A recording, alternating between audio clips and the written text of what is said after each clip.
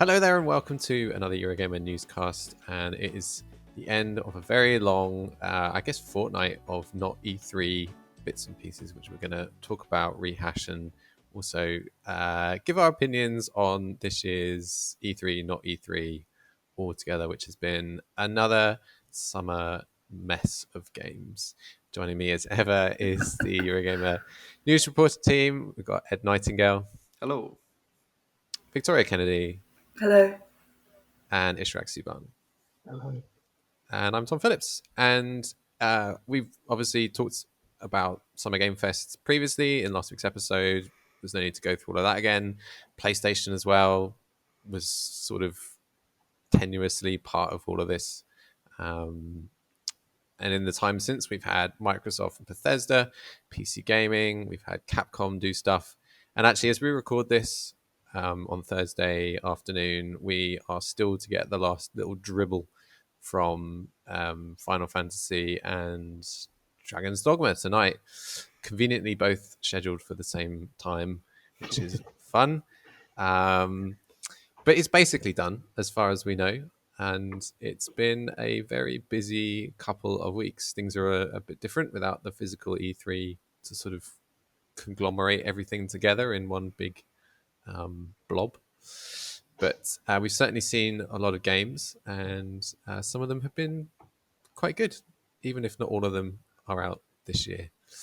Ed, as we come to hopefully the end of the not E3 period, what are your thoughts on how it's all played out? And we've had lots of different conferences rather than sort of 3 or 4 big main ones, which everything gravitates around. How have you found that sort of keeping track of everything that's been announced?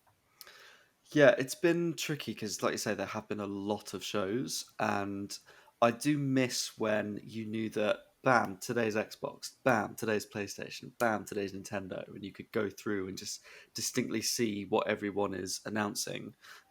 It's been a bit of a jumble, and I guess maybe it's a nice surprise to see, oh, well, what's going to come up in this one. But it does feel like everything has been a bit of a blur. I feel like that is as much down to the games in the industry as it is the structure.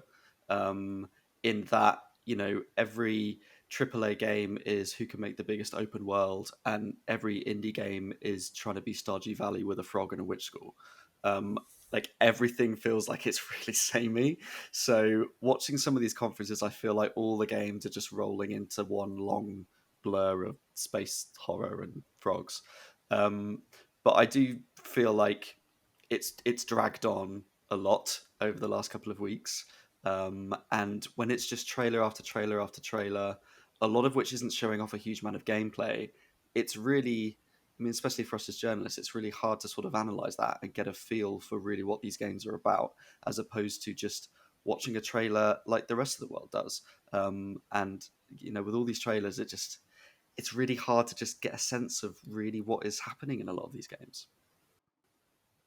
Yeah, we've had a couple of hands-on and a couple of sort of interview opportunities because there was a physical side to Summer Game Fest.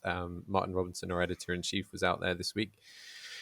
But it was a very limited show, and a lot of publishers, as you say, aren't ready to show more, or they don't want the distraction of flying somewhere at this point when they're already behind schedule of where they are. You can see that from the 22 release schedule.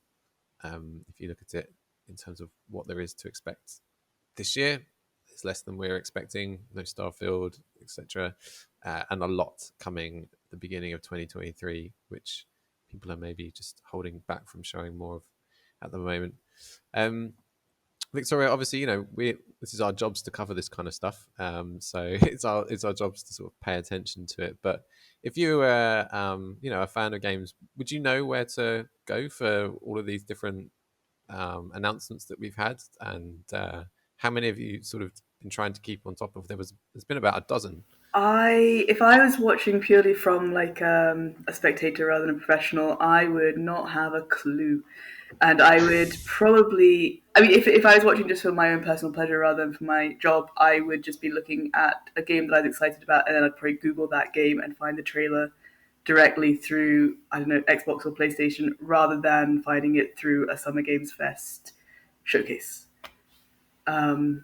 Because it has been, as you've already said, it's been quite an erratic, spread out situation, which, as you guys have already said, we've kept on top of because that's our job. But just as an average viewer, I don't think they would have been tuning in to all of them like we have. Yeah, I'm looking at the schedule for the past weekend, and there were 1, 2, 3, 4, 5, 6, 7, 8, 9, 10, 11, 12, 13, 14, 15 shows between Thursday and Sunday. I don't think And I a knew lot there of were those that were, many. yeah.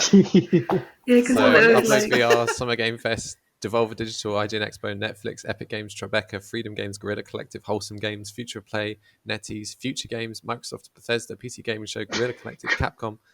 I The see, list goes on. Gorilla did too, and that really confused me because we were talking about one Gorilla Collective, and I was like, I didn't see that, and then it's because it was the other one that I was watching. Like, it's just, I don't get it. Like, Yeah. It's a really difficult time for games, indie games especially, because there's so many different shows for them to appear in now, and I feel like more than ever that it's just an opportunity for things to get lost. And I don't know what indie game, that there'll be the occasional indie game. We'll talk about a few that have caught our eye in a bit, that will break out, but I just struggle to know what they're getting out of putting a trailer in another 2 hour long small obviously, I presentation thought it was a bit after odd. a week of them. I know we covered this last week, so I won't go too much into it. But obviously, they had the Summer Games Fest, and then they did Day of the Devs, but it was kind of like after everything else had finished, and so that was just a whole other thing that was kind of not really very prevalent. I didn't think. Yeah, it's like that. You want to schedule your show after something big that's already got people watching. But yeah, it had been 2 hours at that point, and I completely Yeah. appreciate if people who didn't have to watch this stuff for their jobs just thought, no, I need to go eat now or play some Or games. in our case, go to bed. Yeah. I will say Yeah. something Yeah. like Wholesome Games does give a platform to a lot of indie games that probably wouldn't normally be shown. I think when you look at the Summer Games Fest, as we mentioned last week, there were lots of very adult, gritty space horror games.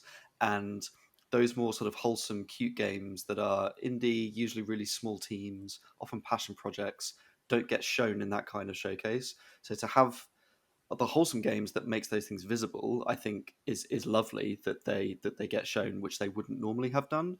But at the same time, lumping them all together into one thing just became this blur of cuteness that I could not tell you a single game that came out of that. Yeah. The big showcase that we've had since we talked last time was Xbox and Bethesda. Ishrek, I think you watched that, right? What were your thoughts on that? Because I think it's worth sort of just quickly mentioning that happened, and it was a packed show, right? It was definitely stronger, I think, than Sony's lineup and also the Summer Games Fest, just because there was a sheer number of games. Plus, you had the Bethesda stuff, so I think there was a lot of quality stuff there. I think we got a first extensive look at Starfield, Redfall as well. So people were really anticipating that. You also got a few smaller titles there as well. I mean, it was probably the strongest event of this month, in my opinion.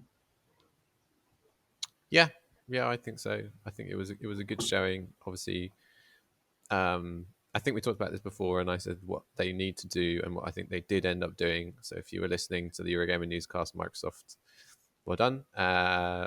Please send the check in the post. You need to shore up your 2022 lineup, because all those people who were expecting Starfield this year, who have Game Pass, will want to know what they're going to get for their subscription money.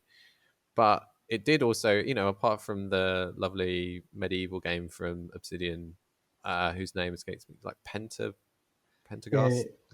What was it called? Hang on, That one. I have it up. I have it Um, up. Uh, that is Microsoft's Pentiment. only first Pentiment. There you go. Pentiment. Thank you. yeah, that's what it is. Yeah. That is Microsoft's only first party release this year, and they've only got that because they bought Bethesda. It really did. As much as they stuffed it full of things, and basically every trailer in that showcase, right, was available on Game Pass, whether it Mhm. was a Microsoft game or third party. It did show that this year, basically, Microsoft have just not had anything to release. where was Hellblade? I was really confused about that. Yeah. And where was well, a lot of their projects are further off, but I was expecting a bit more. I read an article, and it was an opinion piece, and it said the real winner of this non-E3 has been Game Pass owners. Like, it's not actually been independent studios or developers, it's the Game Pass owners, because everything is, third party On or Game first Pass. party is coming. Like, that was the highlight for a lot of people. I do think it was good as well, that image that was in the presentation but went round with, here's everything in 2022, here's everything the first half of 2023, that just really laid out really distinctly and explicitly, these are the games coming. And Yeah, that was good. I think that so many people had questions about, well, what's coming to Game Pass? Should I even keep my subscription? And when you look at all of that, you're like, yeah, that's worthwhile. That's a decent slate of games coming. It might not be the big games, first party games coming, next month, but there is still a lot to look forward to. And I think they have answered, as Tom said, I think they've answered a lot of the questions that people had about what was coming. And they did carefully use that line. Everything they showed in the showcase is coming within the next 12 months. Yeah. So I think they are at least getting currently people, showing people. Yeah, currently. We don't know what happens in a few months, but I think they are still trying to reiterate that Game Pass is still the best value for money in gaming right now. And I think that's still true. Yeah. Yes, but it would be even better value for money if they put more first-party games in it this year. So everyone's learning from Cyberpunk, though, aren't they? Like, no one wants to release a game in that state ever again. And so I'm definitely pro people delaying a game and getting it done right, rather than rushing it out the door. Sure. Yeah. So we should talk about the big game at Microsoft show, and really one of the probably the biggest game of the entire fortnight, Starfield. We got a really good, long, hard glimpse at Starfield gameplay, in-engine stuff. Look at its world. We subsequently heard a fair bit from Bethesda about various things, how it will play. You can't fly from ground to space, but that's fine. You didn't need to anyway, says Todd Howard. It was the thing that everyone was expecting to be there, and the thing that everyone was really looking forward to seeing. But I think it's fair to say that the response has been a little more mixed than we were expecting. And it's interesting, hearing you say that, Victoria. People, like developers, cannot release another game in that situation that Cyberpunk released in, and I wonder what the feedback would be, or is internally now, having had Starfield be shown. Looking at some of the responses that have come out of Summer Game Fest or E3 or whatever you want to call it towards that game. But surely, Ed, I'll ask your opinion. It vindicates the decision for it to not be coming out in 4 months' time, don't you think? Yeah, I mean, it's clearly the biggest game that they have. It's a really important release for Xbox, and they can't afford for that to go wrong. So I think that pushing that back to make sure that it is the best version of that game that it can be, I think is absolutely the right decision. And I've read things as well about, now that we've got Game Pass, Xbox is less beholden to the typical release schedule. So, they have sort of this Netflix model of just content coming constantly to Game Pass. They don't necessarily have to have a big game at Christmas to sell copies of that game, because people have already subscribed to Game Pass and have been giving them money for however many months. So it's maybe, they're slightly less beholden to that schedule. It's obviously a shame that it's not coming out sooner, but I think that game needs more work, and I think that it's right that it should be delayed. So I'm more than happy to wait longer for that. What did It's interesting. Sorry, Ishrak, you go. I was going to say, because I mean, their last major release was Fallout 76, and that was also the most ambitious game ever, as Todd Howard always likes to tell us, and that was a disaster. So I think they just couldn't risk another disastrous launch because of how much it hurt their reputation, really, of Fallout 76. And the game is significantly better now with content updates, but it would have been much. People still have that impression in their head of a broken game. So I think they had no choice but to delay it, especially because if Fallout 76 was ambitious, Starfield's like 100 times bigger. Like, Well, it was 1,000 never times worth bigger it. if you're talking about the number of planets that are going to be in Starfield. What do we Yeah. what do we think of Ishrak? What do you think of that claim? What are those planets going Um, to be like? Do you think? this is such a Todd Howard quip. Like, I think he did it with Fallout as well. It's like, oh, you like, it's like the biggest thing ever. So I mean, it's obviously like not all those planets are going to be handcrafted with designers. I think a lot of them will be computer generated, a bit like No Man's Sky. I get that sort of feeling. So I think there probably is 1,000 planets in it, but if like I don't think there's much substance or detail in those planets apart from like the few hub worlds which I presume are going to be in the game. So yeah, I think it's just a Todd Howard quip to like I oversell mean, he things. did say whenever they were introducing, he did say like some of them will be quite barren. Because when they did the little like sort of pan What? over some planets, he said, I'm being generous, but he did say like from like I can't remember the exact quote, but it was like full on metropolis to a barren ice plain. Like he has said that not all of these planets are going to be hustle and bustle with everything tucked away in little nooks and crannies. So The question is the ratio between barren planets and very well detailed hub planets, and I think there's going to be a lot more barren planets than there are I'm going to sure I be read like that there are going to fantastic be mega 4 cities. major cities, and I don't know if that is the limit of where they're going with that. I presume there will be other handcrafted planets, but I mean, 4 out of 1,000 isn't a great ratio. so there's Yeah, that does seem very small. there's New Atlantis. I remember they spoke about that one. Yeah, the biggest Well, city. Yeah, you could say that it's accurate. If you took 1,000 planets, then I would say probably less than four of them would have detailed habitational settlements on them. So habitable. yeah, that's the one. Habitats. Habitable. It's been a long 2 weeks. We write because Yeah, we can't talk. yeah, indeed. Why, Victoria? Why do you think that they say that kind of thing, like 1,000 planets? Because when you sit and think about it for a moment, you really do have. You just start asking questions like, what are those 1,000 planets actually going to look like? I mean, I suppose at the moment it is also part of their sort of marketing campaign, isn't it? I mean, we've already said this is like their big game that's coming up, and if we said this is going to be a huge game and you'll get to go to a city, that would be pretty underwhelming. Whereas if they say it's this big game and it's got all these different systems and you can go to 1,000 planets, like it kind of builds up that scope, I suppose, without really actually going into the nitty gritty details as yet. But see, Yeah, I actually, so I watched it and I was slightly disappointed, like that whole reveal. But then I remember I spoke to Dolan about this a while ago, and he was talking about like how you're kind of projecting what you think the game should be and not seeing what it is. So I actually went back and watched it again, and I kind of tried to take away my expectations.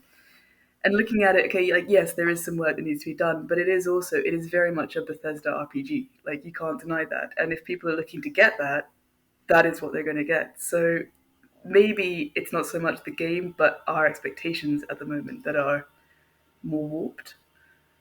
I think if nothing else, Starfield definitely looks like a Bethesda RPG, and I say that as a it's not a good thing or a bad thing. It does look like that, But if and those that's games sell millions of copies. it's like if that's what you want, that is what you're going to get clearly. So it's I I enjoyed Bethesda RPGs. I enjoyed all the Fallout games. I enjoy Skyrim.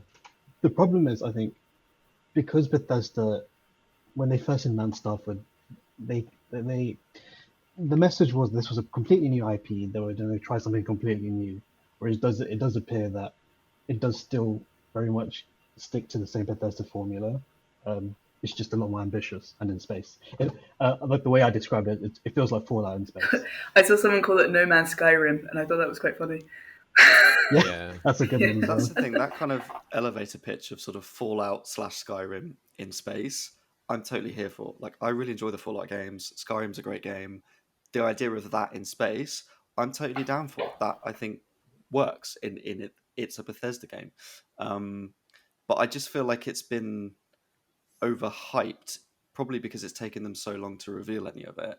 And when they're saying things like, "Oh, there's 1,000 planets and it's the biggest game ever and it's got this whatever in it," and the story is questioning what's out there, what is the meaning of the universe. It's like it's all these grand ideals that I'm like, just give me one planet with a good storyline. That's all I care about. Like, I don't need all these grand ideals. And to me, it feels like they've taken bits of so many other games to make the ultimate space game as that's going to be the best game ever, but it doesn't feel original to me. To me, it feels really soulless. It's lacking color and personality and a bit of magic to it. And I feel that I say that in the sense of, yes, I want space magic, but also just that kind of spark of excitement it just isn't there for me. I don't want to be shooting bullets from a shotgun in space. At the very least, give me a laser gun. Like, it's sci-fi, it's a fantasy. Yeah. I want something more. What I want is the next Mass Effect, and that's not going to happen. To go back to Victoria's point of expectations, they're clearly going for a very like realistic. It's very grounded. Yeah, it's a very grounded, realistic vision of Yeah. space, and that for me just feels unimaginative. But then that's just I what did, I would want from a space game. but then they've gone more into customization than I thought they would. Like I wasn't expecting the like to be able to customize and like pick your crew for your spaceship. Like I thought that was quite an interesting inclusion. I Because thought the spaceship stuff looked really fun. Customizing that, flying that looked great. It's a shame you can't fly to space, but it's not the end of the world. Yeah. Apart from Starfield, then we should talk about some other things that were out this week. Big and small games alike. There were plenty to choose from. Ed, what caught your eye? Well, there was one I mentioned to you before this, and then I suddenly remembered another one, and I'm so annoyed with myself that I forgot it. And that's that we finally saw Silksong, which I've been super excited about. Oh I yeah. love the original Hollow Knight. It's a fantastic game, and we've all been wanting, not all, some of us have been wanting information for Silksong for so long, and to know that okay, there's not a release date, but it's definitely in the next 12 months. I'm hopeful that we might see more of it at a direct with Nintendo soon, but I'm really really excited that we finally got to see a little bit more of that. It's kind of just more Hollow Knight, but that's not necessarily a bad thing. So I'm excited about that. But I was also really impressed by the Devolver show, and they only showed like 4 games, and it was very short. But it meant that we actually got a decent look at what those games are, and they were all interesting, memorable indie games that I think are doing something a bit different. So I keep getting the name wrong, but the Plucky Squire, got it right, is I think really looks really really interesting. It's got this sort of top-down 2D Zelda-y storybook kind of feel to it. It's the artist whose name I've forgotten, James Turner, who worked on Pokemon. It's got, I think, almost like a Tintin-esque kind of character style, which I really, really like in this storybook fashion. However, you can then go out of the storybook into the 3D space around it on the desk, which sounds like it could have some really, really interesting puzzles to it. So that, I think, just looked visually, and also the gameplay implications of it, I think look really, really interesting. And there was also the skate game from that same show as well, which again has a really interesting visual style. And is sort of skateboarding but done in a slightly different way. So I think those games just were completely unexpected and just completely different to anything else. So they were 2 that really stood out to me. Devolver was a great show for less is more, and I think other shows can learn from that in terms of you bring 4 games but make them more memorable, and you can probably remember most of those 4 games, if not all of them, after the show finishes, which maybe you wouldn't say for some of the others. Like Victoria, you'd what laugh caught at your eye? Nintendo, like in the past they would do an entire direct on one game, but you're like, but at least I remember what that game was, and I got a really good look at what it meant. It wasn't a quick 20-second trailer or 2-minute trailer amongst loads of other ones. It's here's a deep dive into this and why you should play it. And I think that's really what has been missing for me for the last few days. Yeah, interesting to see PlayStation move to that one game showcase as well. Victoria? Okay, so I have 3. One I'll just quickly mention because we kind of discussed it last week was the American Arcadia from the Call of the Sea devs out of the blue. I think that looks really good. Like it looks colourful, it looks interesting, it's quite a cool concept. So that one I'm really looking forward to. The second one was also, I think, from Devolver, was called Cult of the Lamb, which I just think it looks kind of like, I don't know, it's got a good mix of my personalities, which is slightly dark but also very cute. So I'm looking forward to that. Also, the And demo again, of that is up on Steam if you want to play it. there you go, the demo's up on Steam. So that I think looks really good. And another one which has got a demo on Steam, which I'm so enamored with is Agent 64: Spies Never Die. Just because Great title. I know. Just because I am a huge James Bond nerd, and GoldenEye 007 was such a key, like, core memory of my childhood. I remember playing that with my brothers. I remember having so much fun with that. And this is again kind of going, like, talking about expectations versus reality. I was really hopeful for the news of GoldenEye coming back, and it didn't. And I was really upset because that was at the Microsoft show that I'd kind of like built up this expectation.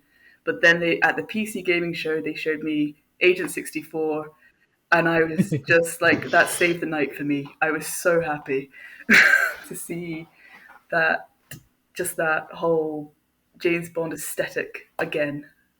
It's So GoldenEye in all but name, isn't it? pretty much, yeah. Yeah, I mean, there was even, I think I wrote about this in my article, there's even an image of a guy, like, clipping someone off in the toilet. Like, it was just like you do at the start of GoldenEye. It had that toilet stall moment where you shoot a guy in the head, and it was just, wow, well done. I got so excited, like, that night. I usually don't text my brothers late at night because they're busy men with fans of their own, but I was like, oh my god, Edward James, look at this! And I messaged them and I woke them up, and they were very excited as well. Ishrak, what got you texting people? I mean, we already spoke about Starfield, but I think the only other few things. I mean, so there's Call of Duty, but that's just because I'm a big first-person shooter fan, and it's not even that like that game's overly ambitious. It's just that it just looks like a competent first-person shooter, and we haven't had one of those in a very long time because Halo's been kind of a mixed bag, and 2042 continues to be, well, a disaster.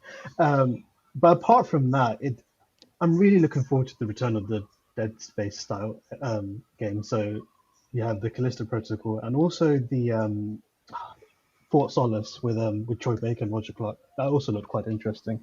I wish we saw more gameplay of that game, but I am quite happy to see like the revival of the sort of space horror genre. So I'm actually quite looking forward to that. Nice. Yeah, Callisto Protocol was up there for me. You wait 5 years for another Dead Space game, and then suddenly there's basically at least two in development coming down Space the horror line. is very like a bus in that way, isn't it? Yeah, a nice bus which cuts off your limbs. Speaking of that, I really loved the decent look that we got. Well, it was quick, but we know that it's coming now. Resident Evil 4 remake, and we got a few seconds of gameplay, and quite an intriguing promise that has me interested in it. I've played that game more times than I can count. I think I've completed that game more times than any other, and I don't know how excited I would be. I mean, I'd be excited, but I don't know how excited I would be for another kind of polish, another round of refreshing that game. This remaster that they're doing looks quite different, keeping the tone and the overall storyline, but tweaking a lot of things, rebuilding it from the ground up, expanding on it. It looks like with scenes that weren't in the original, and So I have a shuffling question stuff for you around. on that then. So Go for it. I loved Resi 4 as well. And then when I was watching that trailer, I was really excited. But from I know like nothing was particularly confirmed, but when I was watching that trailer, it looked like that was quite early on in the story that they were showing the gameplay from, and visually they darkened it all down. And I was wondering, how do you guys feel? Because I remember when I played Resi 4 for the first time, I remember feeling kind of slightly like, I wouldn't say cocky, but like because it was all in daylight, I was like, I'll be fine. And then I kind of love the fact that it was this juxtaposition of nice bright daylight, but with really like chainsaws everywhere and angry villagers and whatnot. So how do you feel about them changing the kind of vibe of the lighting? It does look like the time of day has changed a bit, and I'm a little cautious about that just because it works so well in the original. The fact that it all took place within sort of 18 hours. You were dropped off at the village in the late afternoon, and it was that sort of, it was kind of like a ochre brown palette as you stumbled around the countryside and then the village, and then Leon gets knocked out and it's nighttime, and then you revisit the village, and that difference now, because you're going through it in darkness, makes it all feel fresh. And then you've got the castle at night, and then the island, and at the end, I'm spoiling the whole game here in terms of the times of day, but like, I don't think it's too much of a spoiler. The island is in the early hours of the morning, and the end of the game's at sunrise, and it works so well. I'm sort of surprised that they're changing that a bit, but I'm sure they have their reasons. It does look like the beginning of the game, because Leon still has his nice jacket that he loses when he It was the gets knocked jacket out. that I Yeah, clocked as well. Yeah. like he doesn't have that at nighttime in the original game, but I don't know. I'll see how it plays and why they've made that choice. I'm intrigued But by I'm that very as happy well, for them to play with it. I mean, it does feel like they are adding a sort of darker, they're trying to creepier horror atmosphere and vibe to it. And for me, like, I really enjoy Resident Evil as a whole, but that game as well, like the sort of campness of it. Like, it is really silly in places. The whole "what are you buying?" and like all that kind of stuff. It's Yeah, so yeah. silly, it is. and for them to sort of darken it and make it more horror, I'm worried that that might tip the balance of that campiness sort of element to it, which I really hope that they're able to maintain. Equally, I do feel like Village, for me, had a lot of campiness to it, especially with like Lady D and all that kind of stuff. But then that also had quite a dark horror atmosphere in places. It was very sort of gothic, so which I feel was sort of inspired by a lot of 4 and a lot of what they did there. So I think playing Village makes me hopeful that they can maintain that with 4. But I still want some comedy in there. I still need the "what are you buying?" It's got to happen. There are a lot of weird. Yeah, if they don't do "what are you buying?" Not enough cash, stranger. If they don't have that, I mean, that's got to be in there. There's a lot of weird stuff. Like the one of the later antagonists is this weird little kid who's actually supposed to be really old. You never really get an explanation for that. Typical Resi. I mean, there's a lot of stuff in there with Ashley that perhaps has not aged that well. I think that they did need to make some changes to modernize some of this. And I'd rather they just go and say, like, this is a reimagining of it, and this is our take for it in 2022, than sort of start tweaking with the original, which we saw with the recent Facebook Oculus, or whatever it's called now, Meta Quest version of it, where they cut bits and pieces and and it was rather inelegantly done, I think. So yes, I'm excited to see and hear more of that. And actually, it's not coming that far away. It's within the next year, so that is cool. Speaking of next year, then maybe to wrap up, I'm interested to hear your thoughts on how you would like E3 / Summer Game Fest / all of this nonsense to look next year. We've got the promise of both E3 and Jeff Keighley's Summer Game Fest coming back together, which will be interesting. Ed, what would you like to see next year? Do you want a big return to in-person LA conventions? Yes, because I've never been and I'd love to go. So I E3 has been such a big thing for me growing up, being interested in gaming. It's like every June you're like, yes, E3 is coming. It's like Game of Christmas, and you're excited for this time of year to see what's going to be coming up. And I think without that sort of tentpole event in the middle of it, it feels a bit loose. So I would like to see a big core event that journalists can cover, but also it makes it easier for everyday people to understand what it is that they're watching. I think the main thing I want from the presentations, even if they are more sort of video based, is I would rather, as we mentioned earlier, have less games but much more in depth. The Starfield thing, however disappointed some people might be with it, at least we got a really, really good look at gameplay, and we can now understand, okay, now I get what they're trying to achieve with this. And I think if they did that for maybe 4 or 5 games for an hour, I would actually be happier with that than just a long string of trailers that seem very similar. So I think for me, it's gameplay that I want to see from these events more than anything else. What do you think, Victoria?